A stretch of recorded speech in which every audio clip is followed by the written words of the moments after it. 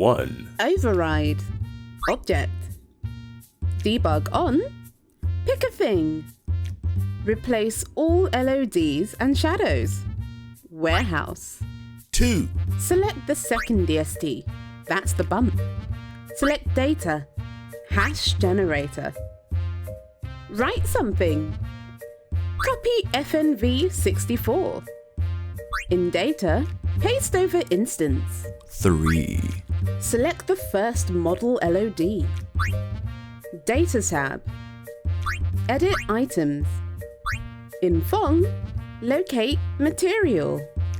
Select edit items. Then edit items again. Locate normal map. Paste your instance number. Save. 4. In warehouse, select model. On LODs line, edit items. Medium details. Click edit items. Now repeat step 3. If you had more LODs in this line, you'd have to repeat this on all of them.